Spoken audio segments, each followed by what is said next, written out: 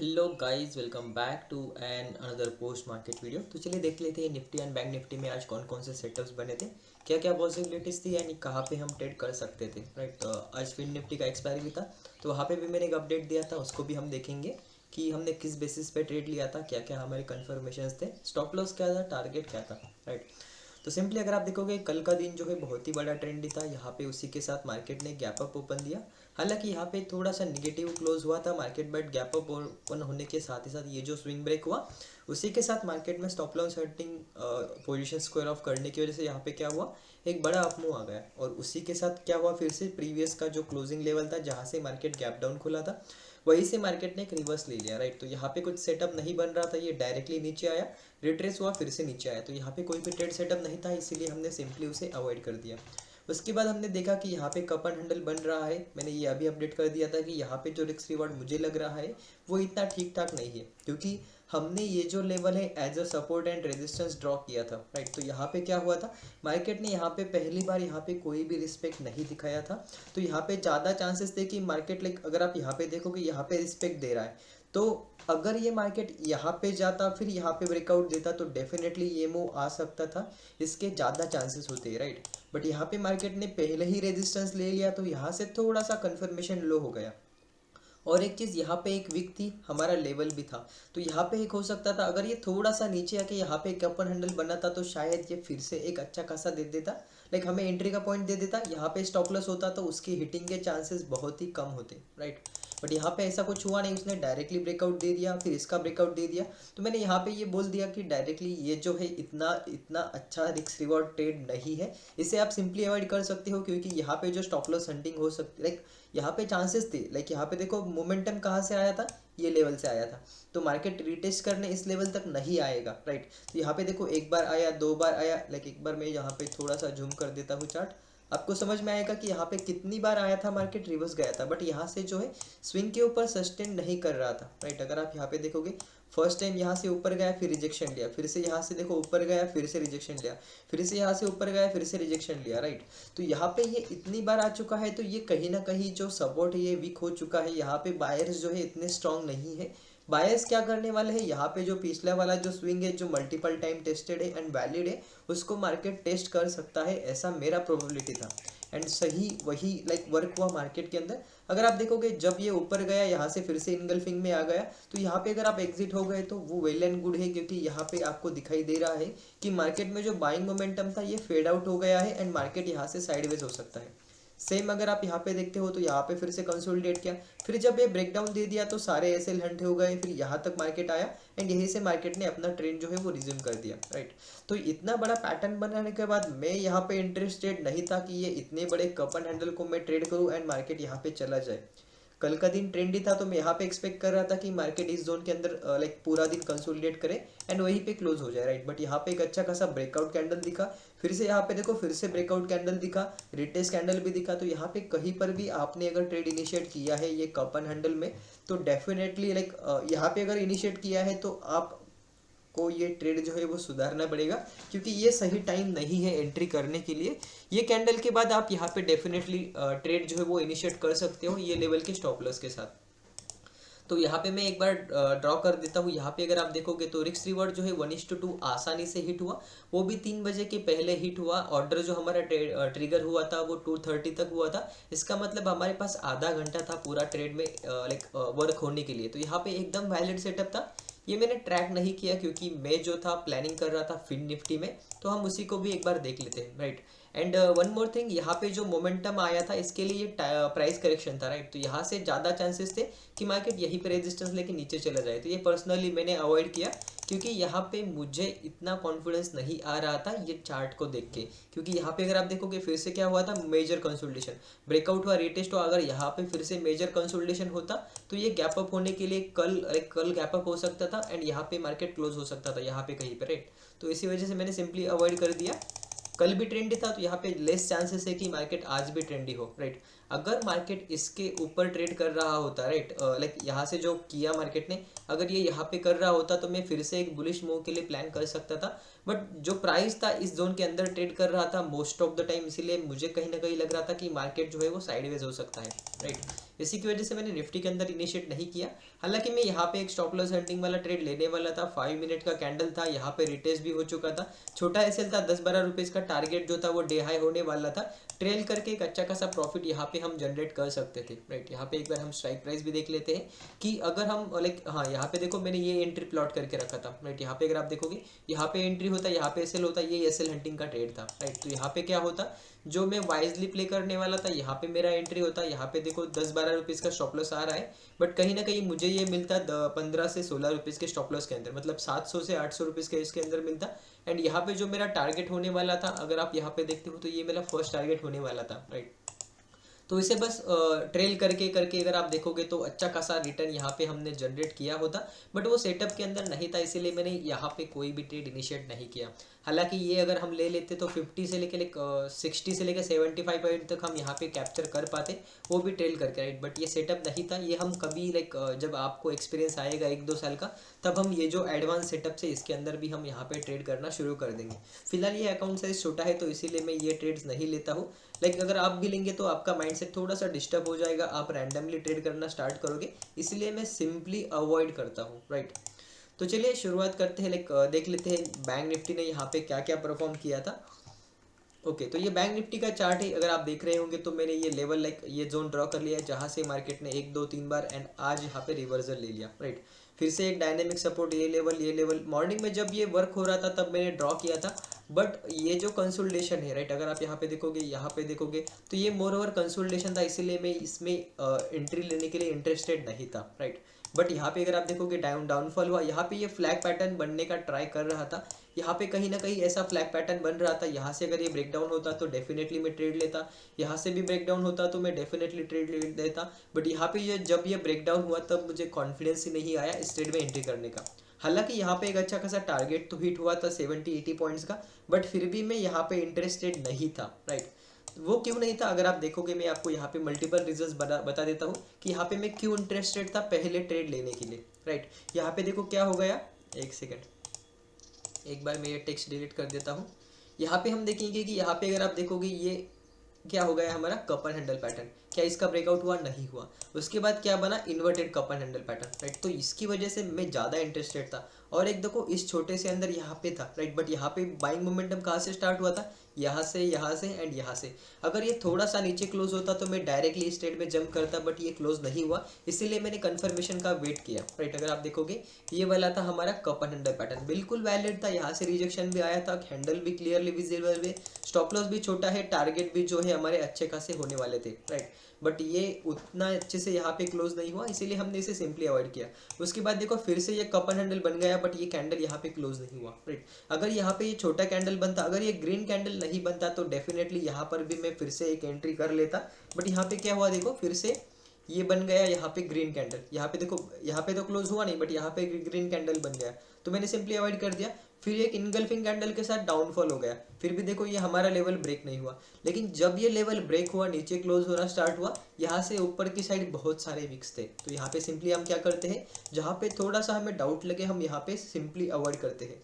One more thing, अगर आप यहाँ पे एस एल कैलकुलेट करते हो तो एस एल कहीं ना कहीं हमारा 80 पॉइंट्स 90 पॉइंट्स के आसपास आ रहा था। यहाँ पे अगर आप देखोगे कन्फर्मेशन के बाद 100 पॉइंट का एस एल आ रहा था, अगर मैं यहाँ पे एडवांस में एंट्री बना लेता तो यहाँ पे 90 रुपीज़ का एस एल था, जो कि मुझे इस ट्रेड के लिए उतना रिवॉर्डिंग नहीं लगा। अगर मैं यहाँ पे बताऊँ तो यहाँ पे देखो 80-90 पॉइंट का स्टॉप लॉस है, फर्स्ट टारगेट मेरा डे लो ही होने वाला है, जो कि होता है ओनली 1:1, तो मुझे एटलीस्ट चाहिए था 1:1.5। यहाँ पे देखो अगर ये ट्रेड मुझे यहाँ पे कहीं पे मिल जाता तो यहाँ पे क्या होता, रिस्क रिवार्ड रेशो 1:3, बट अगर मैं डे लो भी पकड़ता हूँ तो यहाँ से 1:2 होता है, राइट।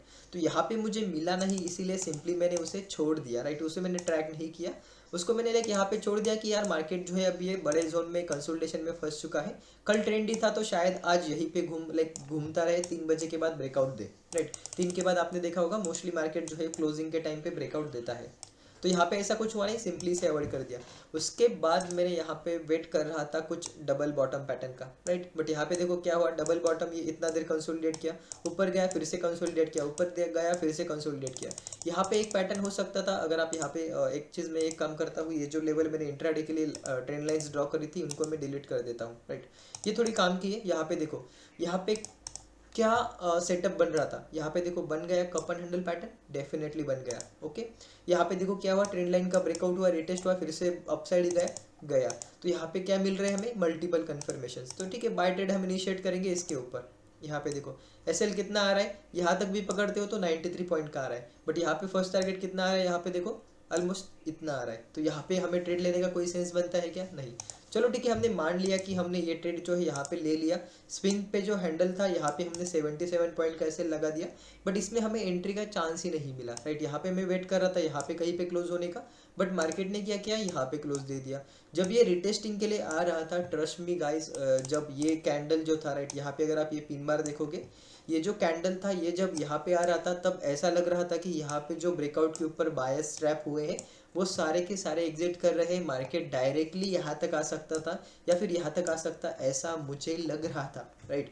इसीलिए मैंने ये बाइंग ट्रेड के ऊपर पूरा फोकस जो था लाइक पूरा निकाल दिया, क्योंकि यहाँ पे मार्केट ने इतना वोलेटिलिटी क्रिएट किया, वन वे में ऊपर गया, वन वे में नीचे आया, कुछ समझ भी नहीं आ रहा था, राइट। एंड स्टॉप लॉस वगैरह सारे दूर दूर थे, राइट। अगर मैं यहाँ पे सेलिंग मोड में यहाँ पे बाइंग का प्लान करता तो भाई ये रिट्रेसमेंट कैंडल होना चाहिए, लाइक ऐसा कैंडल्स होना चाहिए रिटेस्ट के लिए, बट ये प्योरली सेलिंग कैंडल्स थे। तो यहाँ पे मुझे थोड़ा सा डाउट लगा कि लाइक हम अवॉइड ही कर देते हैं।